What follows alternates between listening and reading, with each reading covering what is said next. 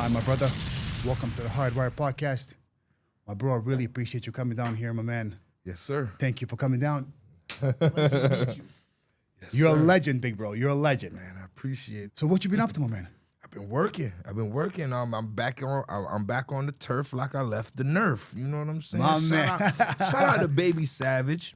Hell yeah. Gotta grind, man. You know, I hit him up. I said, look, I need to get back outside. I'm starting my life over. Mm-hmm. I need to control this narrative. I need to clean my face with the people. I need to update the people. I need to put out this new music. I need a lot of shit, man. I need to just, hit the ground running, and My man. he just made it happen. So shout out to Baby Savage, God of Hell yeah, Grind, bro. management, booking. Hit him up on Instagram at Baby Savage, God of Grind for all Gunplay bookings, features, content, podcasts, anything you need dealing with Gunplay, Don Logan, you hit him up. In my bio on my Instagram is not Gunplay again, and his phone number is in the bio. He's got the 7-story call center out there in Shreveport. He's got a lot of people making things happen behind the scenes. So I want to give a big shout out and salute to Baby Savage God of Grind on Instagram at Baby Savage God of Grind for all Gunplay bookings. Is that your official manager now, or? He's, I don't trust nobody no more, man. But he is. He reminds me of a good, like an old school good manager. You know what I mean? Yeah, I think I might make that move with the big homie, man. Cause he's definitely going above and beyond the Call of Duty right now, man. He's definitely responsible for the Gunplay presence on the internet right now. Now a manager is like, he's just your homie behind you, like it's like on his phone. Yeah. Pretend to be the same celebrity as you are. Right. It's like, Pretend to be you the know what I'm same saying? celebrity It's you like are. they're fighting for who's the bigger celebrity now. Right. It doesn't even make sense. Right. But him, he's really about the business, so he's pushing his artists. He's pushing anybody that he got something going on with, he's pushing them, bro. Yeah. That's what I love about when he say God of Grind, he mean that shit. My man, before we get into our conversation, we're gonna do some little fun stuff. Rapid fire questions. Okay. That's what we do in the Hardwire Podcast. Quick answers, not too much thinking. You ready? Oh boy. Let's go. Favorite place you ever visited? Amsterdam. I got family out there. Oh my goodness. Yeah. Boy. I need you to co-sign me over there. Take me around, man. Hell yeah, man. Tupac or Biggie? Tupac. Favorite producer of all time? Of all If you had to time? pick one guy. One guy of all time? Oh man. Damn. I would have to probably say deep down inside, it would have to probably be Havoc from Mobb Deep. Havoc. Hell yeah, bro. Come on That's a now. beast. Am I tripping? Nah, bro. Nah, you're not tripping. All right. My man, I'm telling you, if you look at his whole career, the amount of classics that man, he's actually the most underrated producer of all time. Yes. He got a dark side Dude. to him. Yeah, bro. Man, okay. Every time I used to hear all them Prodigy records, my face go like this. Yeah. I don't even know what that man used to make those kind of beats back then, but that was that craziness. Because I used to produce a long time ago. I was all into hip hop, bro. Okay. I was crazy. So production's my thing. I made beats for 15 years straight. So I was Yeah. like 18 years old. Yeah. So Havoc was like my idol growing up, bro. Yeah, bro. When P died, that was like that was it for me. Yeah, man. Hip hop died for me. A piece of me died too, because that was definitely one of bro. my favorite artists, and everybody know that. Yeah, bro. man. Prodigy, I had a chance to meet them at South by Southwest too. I was leaving one of these little events, and I had to walk like a block, and they were just standing there smoking weed in a like a minivan, Casual. with the door open, and it was like, and this is the crazy part. They both was like, Gunplay. I was like, Wow, that's crazy. That's That's crazy. die, though. Yeah, These niggas bro. know me. Yeah, bro. Nigga, y'all niggas is my idols, nigga. What you talking about? Nigga Yeah, was like, man. yo, Gunplay. I was like, but I'm a Miami nigga. We don't really be groupified. We might be on the inside, but we ain't gonna show it. No, of So course, I just of was course. like, well, what's up, boy? I said, boy, but I had to let him know. I'm like, bro, y'all niggas is my idols, bro. I can't even. Jay-Z or Nas? Jay. Me too. Love or respect? If you had to pick one, would you bring love or respect? Love. Love rules the world, brother. Favorite meal? Corned beef and rice. Facts. Corned beef and rice, nigga. Jamaican shit. I'm gonna throw a curveball at you. Oh boy. Rick Ross or Trick Daddy? Oh. And I have to ask you. Why would you do that? This dude. Oh, man. It's a tough one. Especially in your position. I have to say Rick Daddy.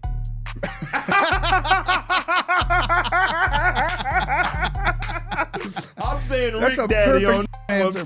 That's a perfect answer, bro. Couldn't answer better than that. You rather lose your phone or your wallet? Oh, my wallet, blood. That you can have that shit. I know how important that phone is. I have no contacts in my phone because the bitch deleted all my shit, my iCloud. So I trust me. I wish I had my phone back. I don't even know what happened. I apologize. Oh yeah, my ex-wife. So I got into a case. I had a case that I just beat in May. Yeah. Of last year. I fought it. Oh, for I see what you're talking about. Okay, I got you. She deleted my iCloud. She changed my iCloud password, deleted my Instagram the day I got arrested, and did all of that. I mean, she did a bunch of behind the scenes shit. Why would you do she's sick, that? bro. She's mentally sick, bro. She has a real bad personality disorder, narcissistic, sadistic kind of thing. Like, it's bad. I don't understand how can somebody be in a relationship with somebody, claim that they love them, and then when something goes off, whatever happens, you do the most craziest shit you wouldn't even do to your worst enemy. They're sick. But you do to someone you supposedly loved? I pray for her, bro. No sense. I pray to this day. She will not. I just did court today. My lawyer, Damien, out there in Kentucky, she thinks that she's gonna send me to prison for something. This is all her waking moments of her life. She got into a severe car accident. Her health. How can I get this nigga in jail? Her brain is swelling in her head. 3 brain surgeries, and she's still the master's degree in criminology she got up, eye glitching. She got bigger things to worry about. She has so much bigger things to worry about, but sending me to jail, man. Bro.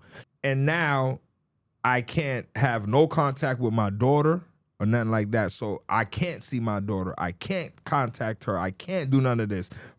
And right before that, we were talking every day. We talk. We're making amends with it. I'm trying to co-parent with this shit, but you can't co-parent with somebody like that because you will catch another charge. Yeah. She's gonna set you up on an essay charge with the child, and how you gonna fight that? No. You see what I'm saying? So I'm like, nah, dog, you ain't tricking me. So through all of that, she went all behind the scenes, my phone, my Instagram, my YouTube page, the smear campaign on the internet, called Rick Ross, called Rick Ross' sister, called everybody in my phone, and just told them the same line. Yeah, from my phone.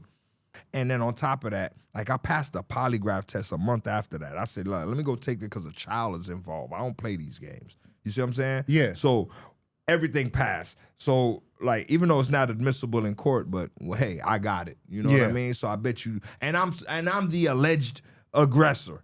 Why is the alleged aggressor going to go take a polygraph test, bro? She just took a daughter away from her father, ruined an innocent man's career on television, smear campaigned him. You're gonna wait. You know what I'm saying? I took care of you I took care of her and my child. Now, why would she want that for her? I don't know. Daddy's father. I have no idea.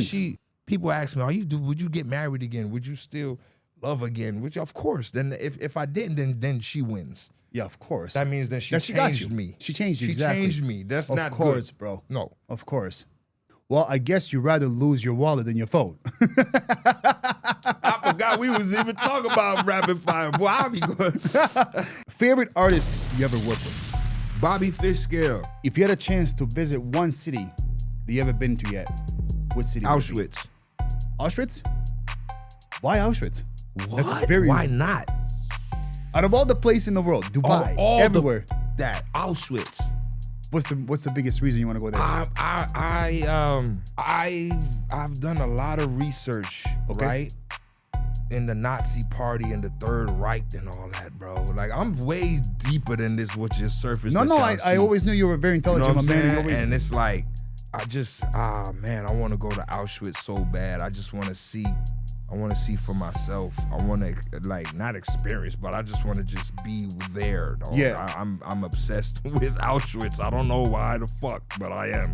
All right, brother. So you're born in Texas, correct? Yeah, El Paso, Texas. And then you moved to New York. Yeah. How old were you when you moved to New York? I was 3 years old. And the first thing I remember, you know how, I don't know if anybody could remember the first thing that they could remember. Mm-hmm. You ever think about that? You ever been I high actually or think drunk about and be that like, sometimes, bro. I'm like, what was the first thing? I can remember? My first thing I can remember is being tugged, being pulled one arm and the other arm by my mother and my father in a courthouse, and my father had a brown leather jacket on, and he had bought me a little remote control car, and my mother had on a long down coat, and my grandmother was there. My mom, both grandmothers were there, and I remember my mom finally pulling me away from my father, and I'm losing it. I'm tired. And he gave me a little toy, a little remote control car, and I just was like, but it was just like, to this day, I still could feel that pain of separation, and to this day, I got separation anxiety. I hate that. That's why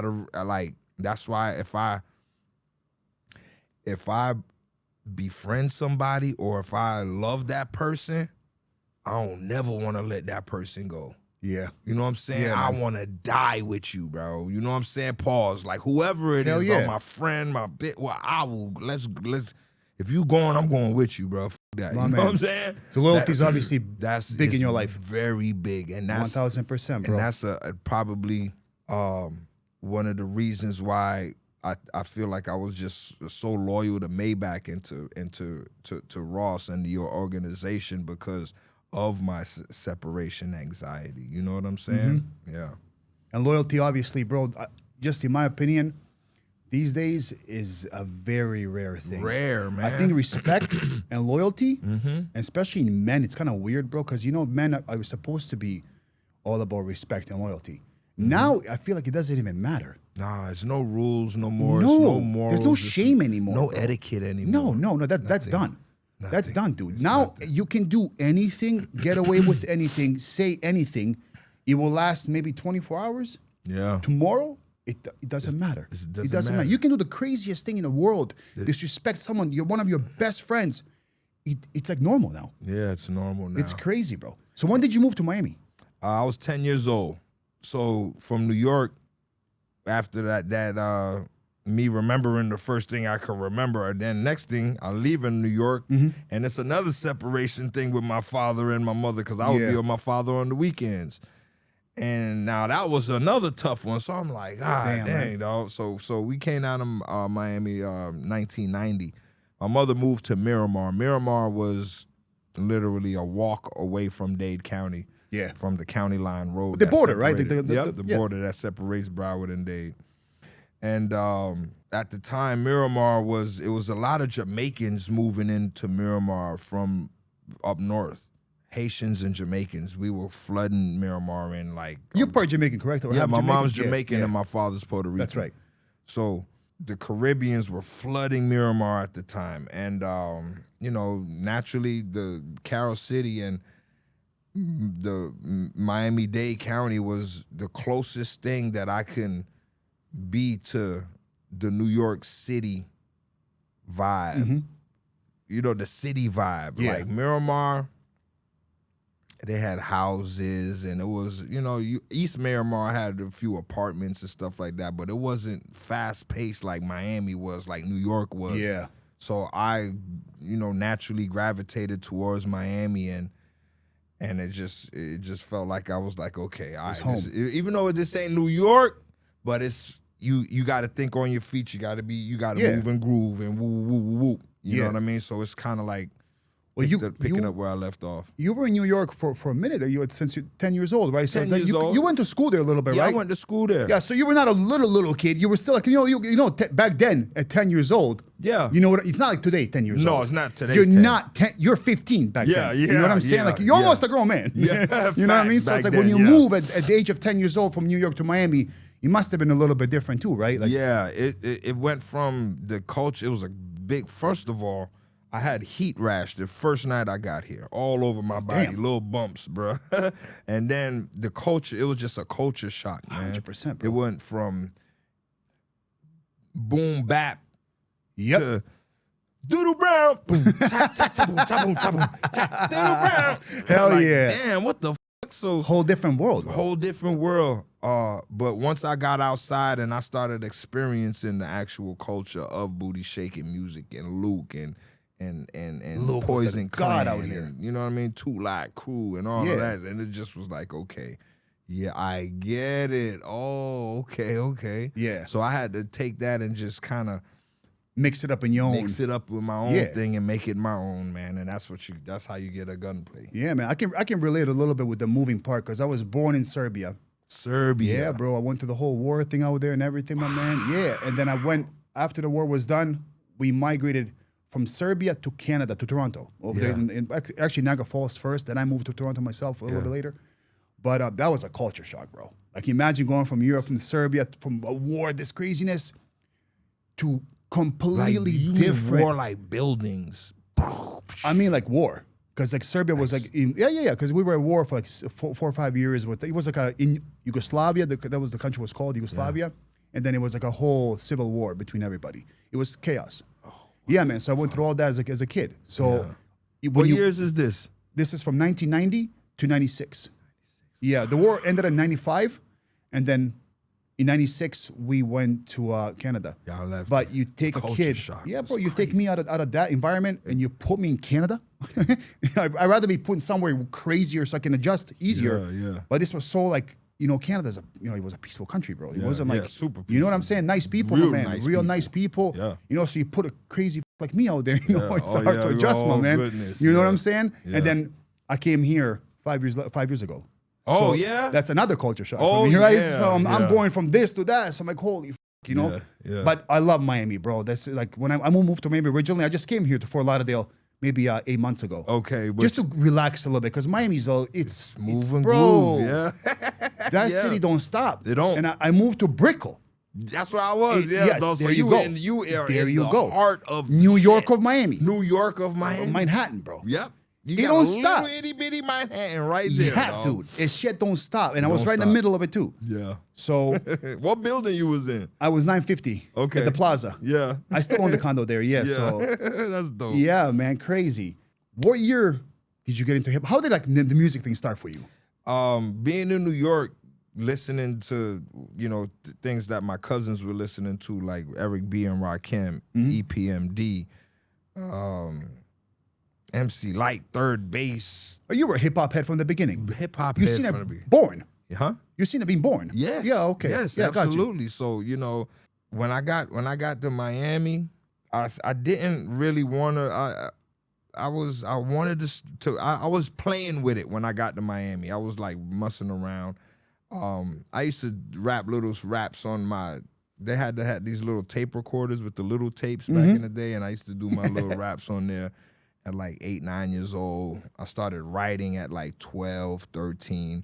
By the time I turned 15, I was already obsessed with writing. So that's when I decided that I was gonna take this music serious because I heard my mother say something like, "Oh yeah, school is just not for everybody." What'd you just say?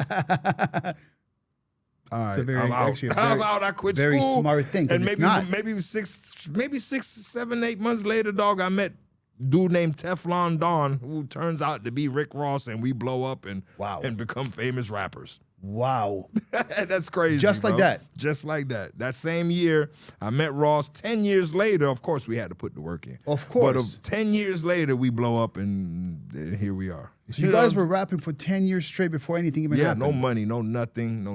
We just was trying to pull up to a venue, perform. Yeah. We got shows for $250. Flipped the truck on the way back from one of them. We drove up from Miami to New York City and met DJ, God bless the dead DJ K Slade. We met him on the corner about 2:45 in the morning. I think he just got off of one of his radio shows or something. And we met him on the corner. It was freezing just to give him a mixtape. Wow. Caught a flat because he had low profile tires on the Benz. Caught a flat downtown Manhattan. Where you gonna fix a flat, bro, down here? Look at God. I cannot make this up. At the end of the block, their block is dark. It's at the very end of the block, all you see is a light shining out of this one little place, and all you see is tires. But we need low profile. They go in the back. They find the exact same tire for this car, dog. That is crazy. I cannot make this up. This is when I say you don't never have to worry about nothing. If you worrying is fucked up what God got going on for you. Hell yeah. You see what I'm saying? Like, we look at that drive all the way up there just to give him the mixtape. God was like, look at these young crazy niggas. Yeah, man. These niggas driving all the way to up here to give this nigga a mixtape. These niggas got to be dedicated. Yeah. So, okay, the devil was like, all right, hit that tire right quick. God was like, look, go ahead. Yeah. You know what I'm saying? Hell yeah, so bro. you can't worry, man. Yeah, man. 100%. And I know you, since you were in an entire civil war. Yeah. Yeah, bro. You have probably felt the hand of God. Oh my God, my man. How many times have I felt that in my life? You know what I mean? Come on, brother. It's, you know? If you don't believe, I don't understand. I'll never understand those kind of people, brother. I don't either. I don't get it. I don't get it. Like that realm. Yeah, man. Dictates this realm. Yeah, bro. The spiritual dictates. It controls the physical. Yeah, and I cannot believe you guys actually even did that like that. You went that far just to give a mixtape. Just to get that nigga a mixtape. I'm telling you, these days nobody would do that. Nah. There's no work ethic anymore. You're not hungry enough. No one's hungry because everyone's full now. Yeah. That's the problem. The most, people that don't have nothing are still full at the end of the day compared to what was before. Yeah. You know what I'm saying? Mm-hmm. Rappers now, let me just get in someone's DM, see what's up. That's what they got to do. Yeah. Right? It's somebody put me on. Yeah, put me on. Put me on. That's all it is. We put ourselves on. And the hardest way you can imagine. You can imagine, dog. What work have you, artists, podcasters, content creators, what work have you put in? 1,000%. How many man hours? How much sweat equity 1,000%, bro. And then you expect somebody to put you on, dog. Rick Ross put himself on. Gunplay put himself on. Maybach Music, we took that shit as a fucking idea and just went with it, bro. Yeah, bro. Like and stuck to it, bro. It's just all about consistency. The amount of Nobody's hard work. gonna put you. You have to keep grinding until you get that opportunity. And when you get the opportunity, you'll be so ready for it that it's not gonna even phase you. You're not even gonna get excited. You're gonna be like, finally, my nigga. All right, come on, let's go. Yeah, 1,000%. Like, we was like, when that shit happened, we was like, it was expected. Nigga almost. so tired. Nigga was like, well, me personally, I was ecstatic, but it wasn't to the point where I was like, we finally made it. Nah, we celebrated real quick. I did, at least, and then I was back to the grind. Boy, we gotta grind. Of course. You can't look back, or you're gonna turn to stone like Lot's wife. Bro, if you just think about it, like, okay, even that, you met DJ K Slay, you give him the mixtape, and now you hoping to God that something happens. That something happens. And you go to the studio, you make a record, you take the record, now what? You got to get it somewhere. Yeah. It was just only radio. And if you're on a radio, you already made it back then, right? Yeah. It was big, bro. Yep. But now, do you make a record, you can upload it on 50 different platforms. Yep. No effort. No Spotify, this, that, just click upload, bro. And Yeah. the whole world got your song. Yeah. How much easier do these people have it now versus what you had what you had to go through? Way easier. Crazy, dude. That's crazy. But the formula still applies. Hell yeah. Which is consistency. You can upload you know what I'm saying? But you have to be consistent. You can have a quantity of shit, but is it quality? Of course, You know what I mean? But that's So- also the difference in music, my man. Like when I listen to your music, Ross music, the stuff you guys were making, bro, you can feel the soul. Yeah. You can feel the soul in music. Right. It was now a record lasts 24 hours. 24 for a reason. 24 hours, For a yeah. reason, though. Because it was made with no soul. It was written with no soul. It's almost AI. Yeah. Yeah. It's no effort. Some of them probably are AI. Yeah. You know what I'm saying? So it's like, how can that last? How can that be it? It's not it. But music is made from the heart. And like I said, bro, it's a whole different world now, my man. Music is a gift, bro. Like, I feel like you have the power to touch people, or you can have the power to make them feel good. You have the power to have relatable music, relatable pain music. Like, you could relate to the pain of that artist. You can have fun when that yeah, exactly. You know what I mean? That's why I feel that we all as artists have a responsibility to give the fans the best possible body of work you can give, because you're wasting your power. That's power. You have the power to change a life. You have a power to spark. Yep. Just like Pac said, I'm gonna be the spark for a generation after me. Yeah, that's bro. gonna, you know what I mean? And that's powerful. You have the power to create something timeless that when you leave here, they'll always remember you, and you will still have an impact on somebody's life. 1000%, That's bro. powerful. I used to hear DMX intro. Yeah. Intro of a song, and I'm like, oh shit. Yeah. You right? Beats, Yeah. music. Okay, back to Havoc. You know, the way that man made beats, bro, it was just so much different than now. They just felt different. It hit different. It lasted much longer. Yeah. But now it's just like it's a computerized. There's no soul behind it. It's just different, man. They have some good art. They have some artists like J. Cole is really keeping He's keeping hip hop alive. He's keeping it alive, bro. He is. Him, Kodak Black. Like, I love Kodak. Y'all could say what y'all want about my dog, but bro, that nigga bars is crazy. You have to understand a Florida nigga before then you would totally understand Kodak. You know what I'm saying?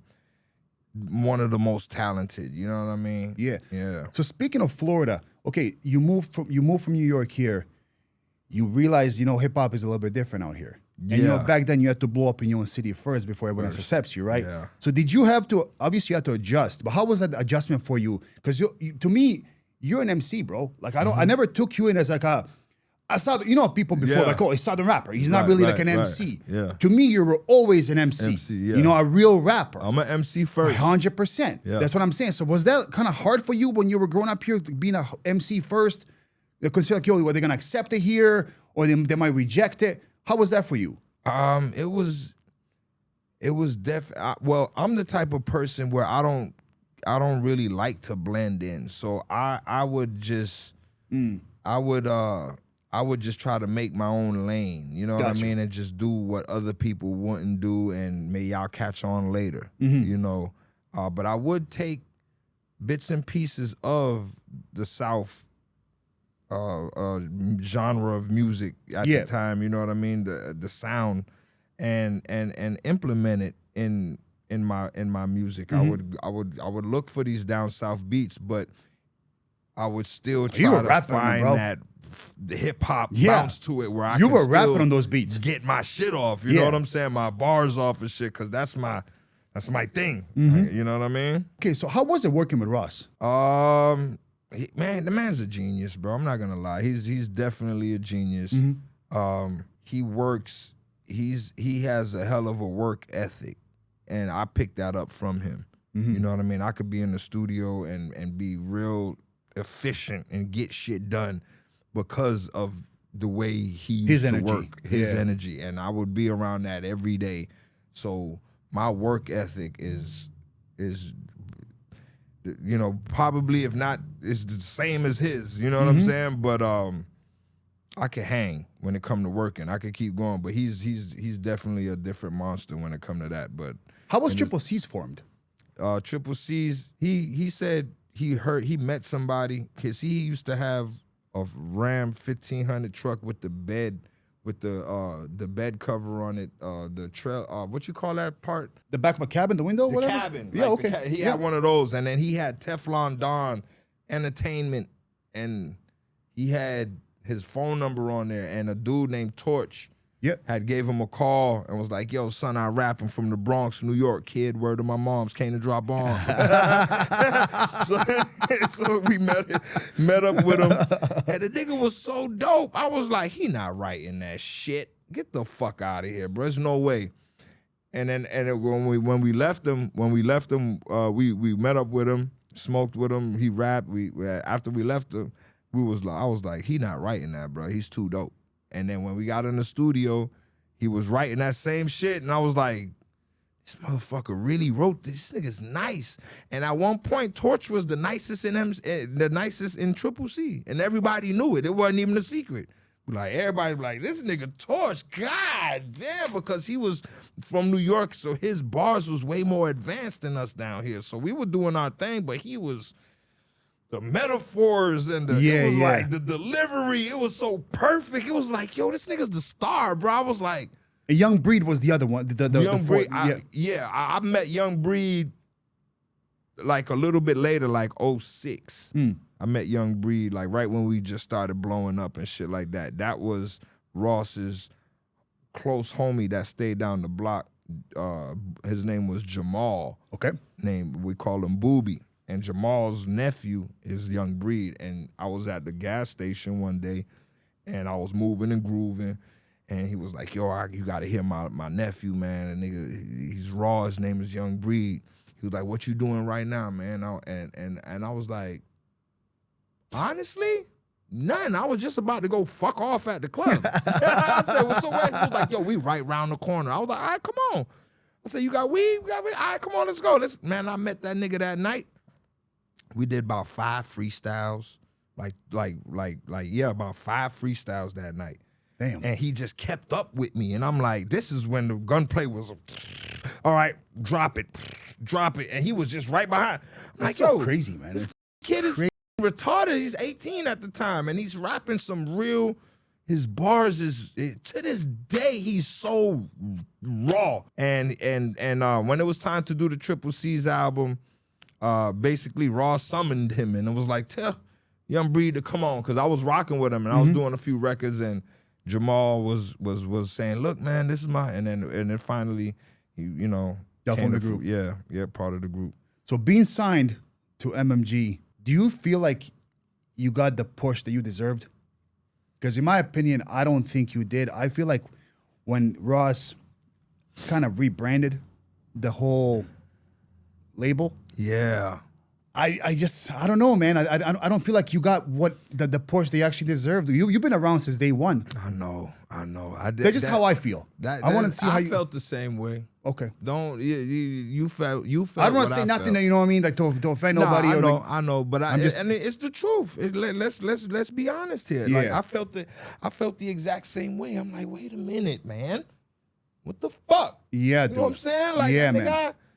You know, but I don't know that when that happened, because I'll tell you something as a fan from another country. Because remember, I was back over there. Right. When we used to see videos of Ross in the beginning, and we seen you in the background with the crazy hair, right. You know what I mean? That was the look. Right. That was the shock. The shock that we all got from, like, you know, from Ross. Yo, this is Ross.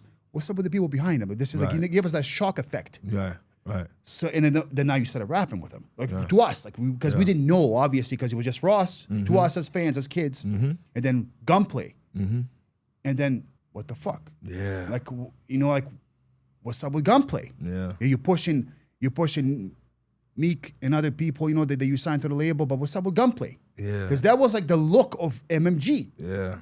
Well, I guess that was a rebrand, but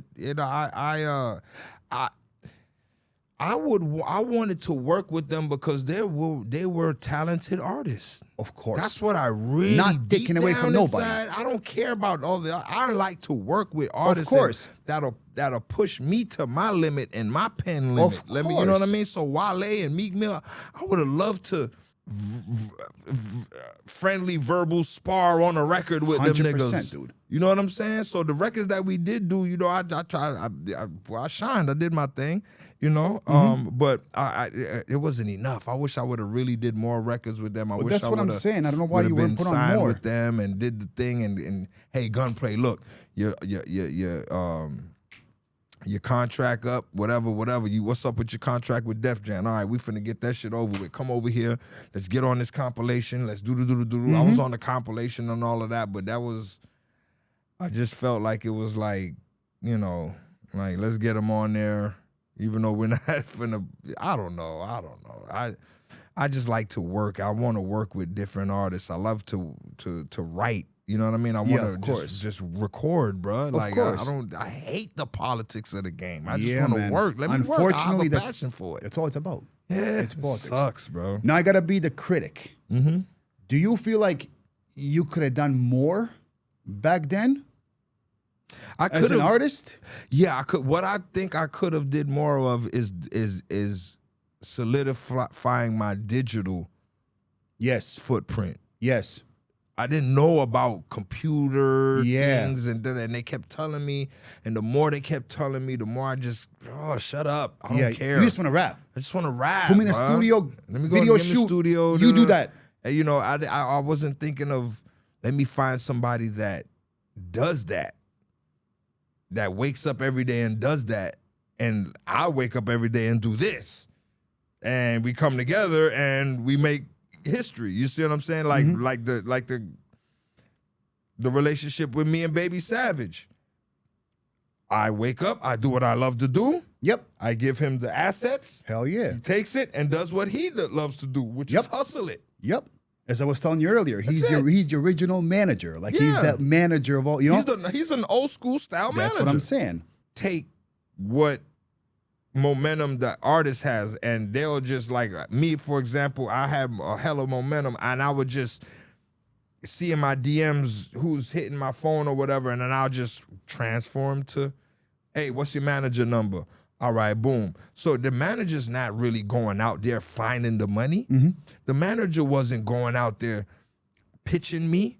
The manager wasn't going out there finding an A&R or producers or setting up. Nah, they wasn't doing nothing. Actually, you're just an assistant. Yeah, bro. I should really just be giving you I should just be giving you $500 a month. Yeah. $1,000 a month. Yeah. You're paying someone to exist. 15, 20% of you eat what you kill. Yeah. If you go get you something and then, okay, you brought something to the table, okay, then you earned your 15, 20, whatever you trying to get. Mm-hmm. But if all you doing is copy and pasting an email, I could do that. You copying and pasting a contract on the email and just changing the price and the writer. Yeah. Or Chat keeping GPT, the right, bro. Yeah, dog. So why are you taking my money again? What is your percentage? It's not like you're taking my percentage and buying merch with it. Yeah. It's not like you're taking You're my not percentage reinvesting. and reinvesting in me. No, you're not. So what the fuck are you doing here? See, Sav is on a different situation. He goes to go get the money. So whatever percentage he wants is fine because he's gonna go get it. Yeah. And he's constantly going to go get it. Mm-hmm. I like he don't sleep. He don't sleep. So I just got back yesterday night at like 2 a.m. from Atlanta, and today I thought I had like a little day to do something. I get the text, vroom, 7 o'clock, 8 o'clock, you got 9 o'clock. I'm like, oh shit, what the I said, oh, okay. But that's what's up. Let me though, get bro. it right. But that's what I love. Exactly. Don't give me no fucking time off. Exactly, bro. I want to work, bro. I'm not these niggas, dog. My man. You know what I'm saying? I'm total opposite, dog. That's why I work, bro. I'm at home at work. Mm-hmm. If that makes any sense. How's your relationship with Ross today? Today, the only relationship me and Ross have right now, as of right now, is going back and forth on the internet. That. That's about it. But he's always will be my brother. I will shoot somebody broad day in their face about the homie. Yeah, and he knows it, and everybody knows it. You know what I mean? That's your loyalty again. That's their loyalty. That's where my loyalty lies. But that could sometimes I'm just an advice. That could sometimes be your enemy too. The loyalty. Yeah. Right. You gotta know where to use it and how to use it properly. Right. Because you know the world is not the same, bro. Right. And not everyone's like you. And you probably expect that same loyalty from everybody else.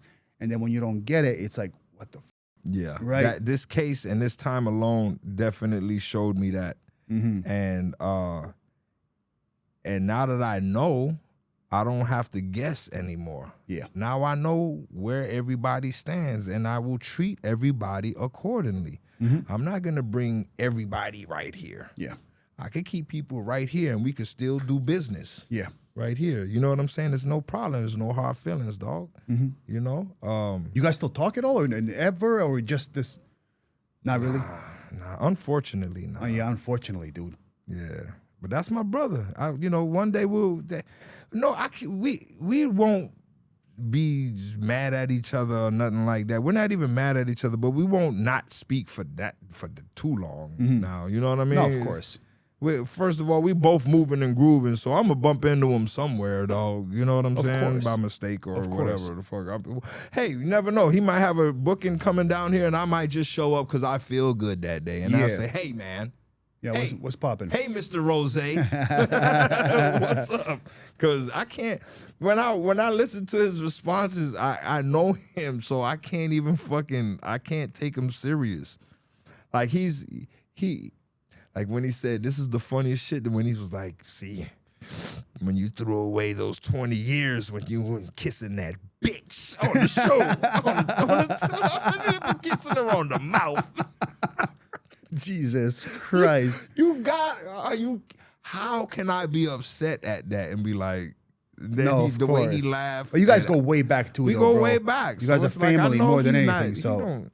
cartoons and cereal. How did that collab happen? I was on the run. Actual run? Yeah, for the armed robbery charge. Okay. Oh, damn. Okay. All that back then, and I was at Jeter K's house. He was our man, the Triple C managers at the time, and Top Dog called his phone with Kendrick on the phone and said he wanted to do a song with me, and he was like, got on the phone with me, and he was saying he loved my cadence. He started name dropping records that he liked from me. And at the time, I didn't know who he was. I wasn't paying attention to the game at that time. I was just focused on my freedom. So he said, I got a record named Cartoons and Cereal for you, man. Man, I would love to get you on this record. I love your cadence on this record and this record. I love what you said on that record. I love the hook from this one. I was like, yo, this nigga really know my shit. Yeah. And when I got off the phone with him, Jeter was like, do the record, bro. Go hard. Make sure you fucking kill that shit. Do your thing, because this is going to be probably one of the biggest records of your career. I'm like, what? Who is this guy, dog? First, when I heard the name Kendrick Lamar, I thought of a basketball player or an R&B singer. It sounds like a basketball player, too. Shit you not. That's the only person. Sounds like an athlete. Yeah. Yeah. I'm like, so who's trying to be a rapper now or whatever? But I said, whatever. And then when I saw him get crowned the king of LA or the West Coast, I was like, oh, yeah, well, who the fuck is this kid? Yeah. And he put the record out, and it had too many samples, so the clearance didn't really work out, but the impact was crazy. And to this day, it's Bible on the Dash, it's Cartoons and Cereal. Yeah. To this day. So it definitely did what it was supposed to do, man. And shout out to K. Dot. I would love to do a part 2. That'd be dope. While we're on this topic with him, I know this is an old topic to everybody else, but to me, I just want to know your opinion. Him and Drake, who got who? I love Kendrick Lamar, right? I love Kendrick Lamar. You know, I'm going to tell you why I love Kendrick Lamar. I love Kendrick Lamar because he embodies hip-hop still. That's a beautiful thing, right? Lyrics, bars, everything. Yeah, he's a rapper. He's a rapper's rapper. I think he won just due to the fact that record just did what it did. You have rap beefs, that the records in those rap beefs, whoever had that biggest record, that standout record, was the one that won. 1,000%. I want to ask you a question. Jay-Z or Nas, who won on that one? I think Jay won. Okay.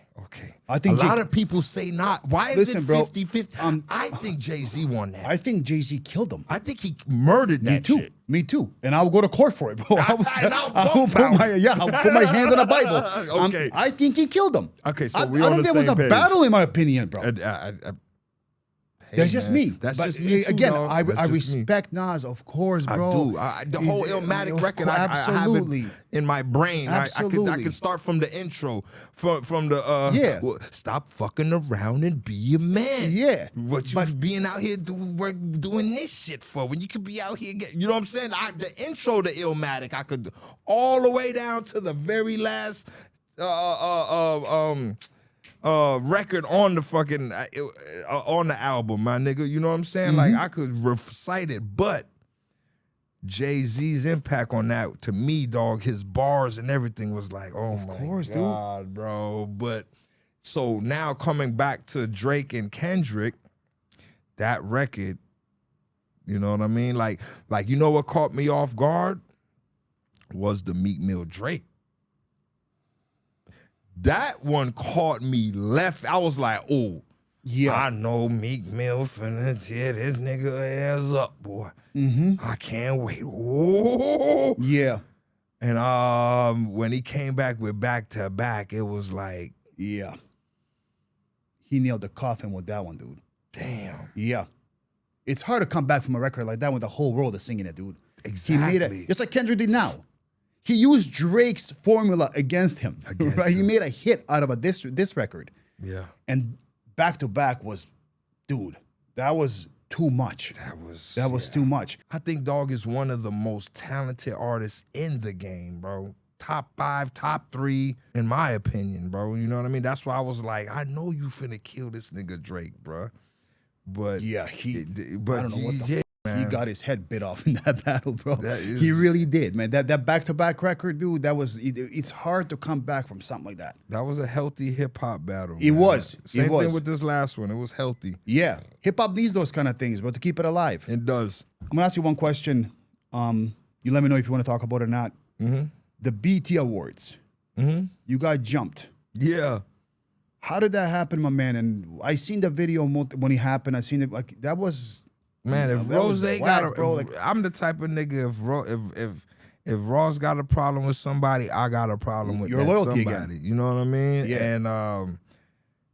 And it was just the right time. It was right place, right time, and it was inevitable.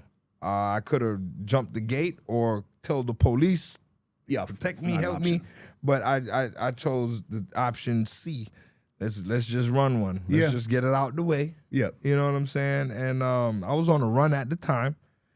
And Oh, to make it worse. Even to further. make it Yeah, worse, I wow. was already on the run. That's why when I turned myself in 6 days later without a scratch on my face, it was like, damn, he did this in April, Friday the 13th, April 2012.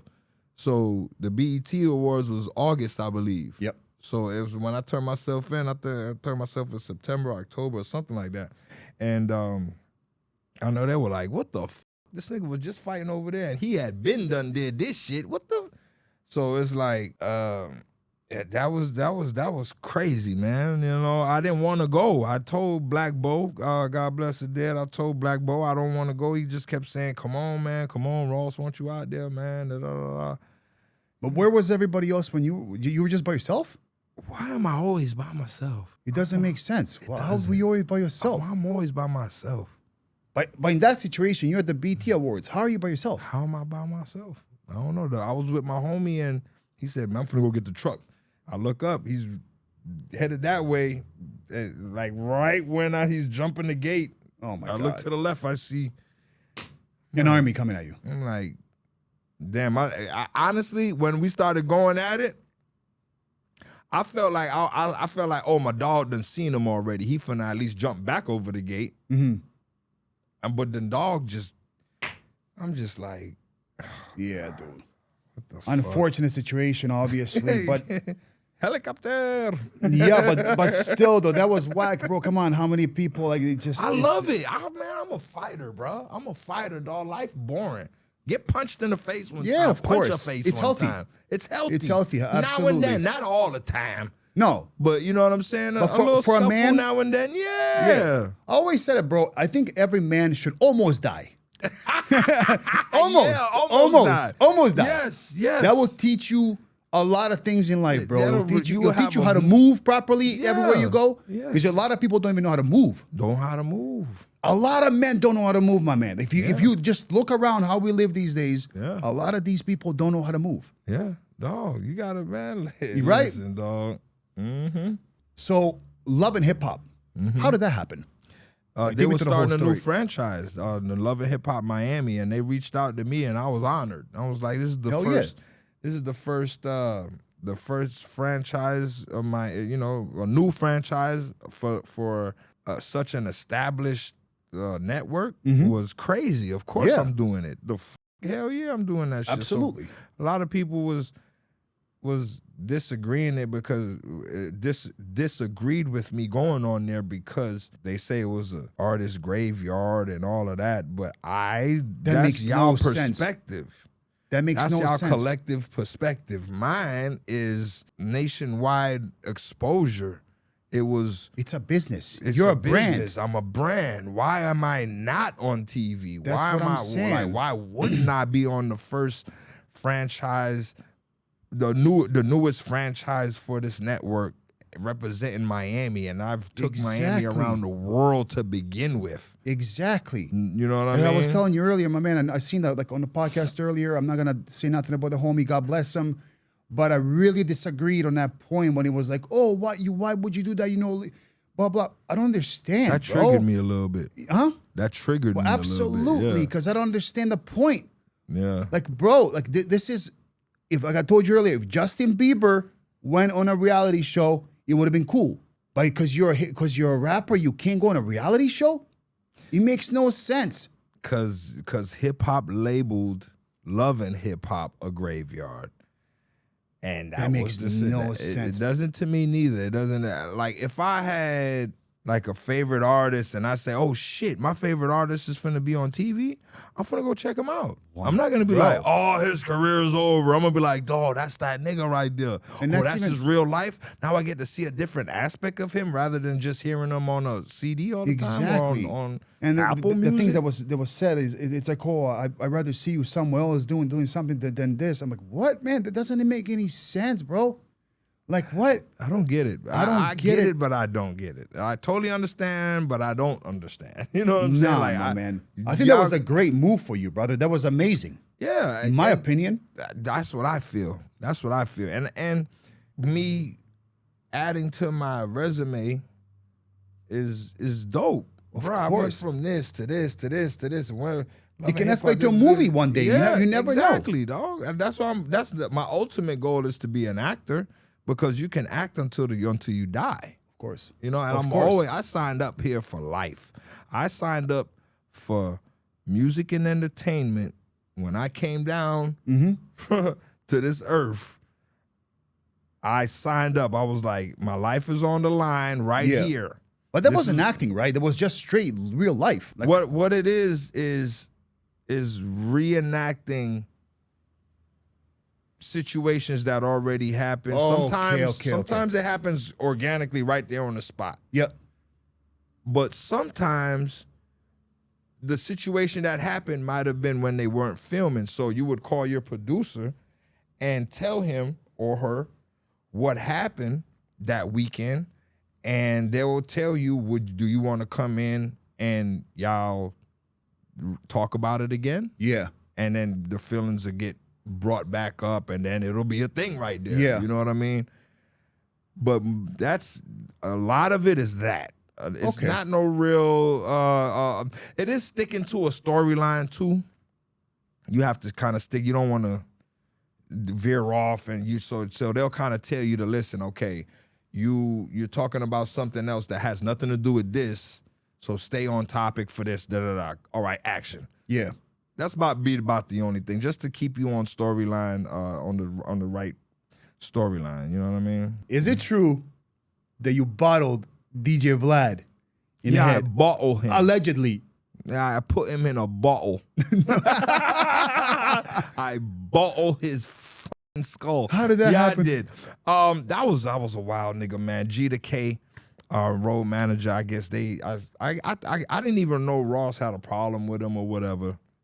And I was at the Ozone Awards, and G to K, I was hollering at a bitch, and I I always keep my entourage Of in course. the corner of my eye, and I see Jeter slap a nigga hat off, and I run over there, and There goes you running. yeah, they're duffing this guy up, and then I come and I've got a Sprite bottle full of Actavis, and I jump and I pull it all the way back like I'm finna do a dunk in a basketball, and No boom, way. and the bottle went to flying that way, rolling off his head that way, and I went to go pick it up, and it was a big old mess. I didn't know who he was. I didn't know what was going on, dog. I didn't know who or what a DJ Vlad was until after the situation. And then ultimately I hear through the grapevine that it was all, you know, it was boiled down all the way down to me with the bottle. So it was like, okay. Oh, God. Nobody else, everybody that slapped hats, slapped them, kicked them, punched them,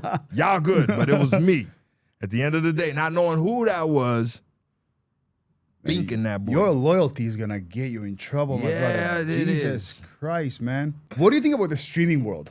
It's crazy, right? The It's amount of like money these kids are making. WWE. Who Yeah. could make up the most outlandish skits or make up whatever scenarios that they got going on. Mm-hmm. Like, there's a dude, I don't know his name, but he's always getting punched hard as f in his face by big motherfuckers. What's his name? Dean the Great, the little skinny boy. Yeah, what man. is that about? I don't Is he- know. Yo, I don't that's know. a wild dude. Yeah, I'm man. kind of trying to understand him. These niggas is, Big boys, man. And Larry Wheels hit him, man. He's a big bodybuilder. Yeah, and you seen the other guy? yeah. Those It's like, what the fuck's are going real. on? Is he just saying, yo, it, I'm just finna just be the crash out dummy and get the views or something like that. Like I'm gonna try you, and don't kill me, but give me that good. Of course. You know what I'm Of saying? course. Where it's like it's real, No, of but we course. can't tell if it's But he's set a up or young not. kid as well. I don't know. These guys should be hitting. He's young, bro. Like, you know, I guess he's trolling. Of course, he's trolling. But you got a bodybuilder, 260 pounds, smacking the life out of the guy's face, What bro. the Like, what the fuck? fuck? Yeah, what's going I watched on? it 75 Yeah, so did times. I. I was like, what the fuck is I'm going like, on? is this real? Is Yeah, this- man. And then the other guy elbowed him in the face. You seen that? That's Brainpay Jackson's manager. Yeah. Bro, like, you're a grown man and just boom in the face. Like, bro. what the Like, oh shit. I don't know. I don't bro. get it either, my man. I don't get it either. Is he doing that just like for like likes or whatever they do for the stream shit? Like what? He makes no sense. He's putting his fucking health and his jawbones on the line. Pause. Yeah. His fucking facial structure on the line for this shit. Yeah, man. Are you really trying these people? Like, or is y'all setting this up? I gotta know. And if I find out that your ass been setting this shit up, dog. That'd be really whack if that's the case, bro. That'd be really, yeah. Now, my last question to you, my man. Phases. Records out. Album coming out. What's going on? Yeah. So Phases is it's talking about what I just went through in one song. It's 24 bars for the verse with a hook on each end. You know what I mean? It's letting them know what my status is right now. Not guilty. Just walked out the courtroom, not guilty. Bitch, you got the wrong dude. That love shit done left a bad taste, cause his goof ass hoe had to fabricate a case of nigga back like I'm looking for some bass, bitch. Yeah, I slipped, kept it trill with a fake bitch. Had to go to war with the devil and the state, bitch. Lies under oath with a whole straight face, bitch. You know what I'm saying? Yeah. So it's now you know where I'm coming at, course. where I'm coming with it. You know what I'm saying? bro. So I had to, it was built up.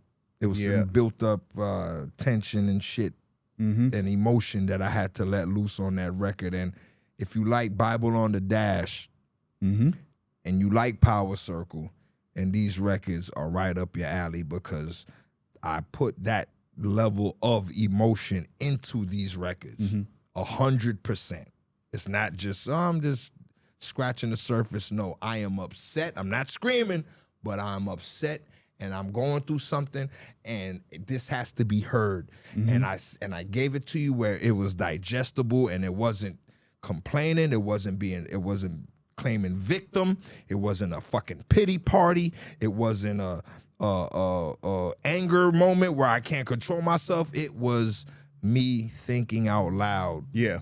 You know what I mean? And it's super dope. So there's a Gunplay album coming out. Yep, it's man. called "This Time Is Personal." It's a 5-song EP. I didn't want to do too much. Yeah. You know what I mean? And after this album, though, this EP will be out in May. One at a time, I'm dropping these singles. Yep. But after this album, you'll never hear me speak about that bitch again.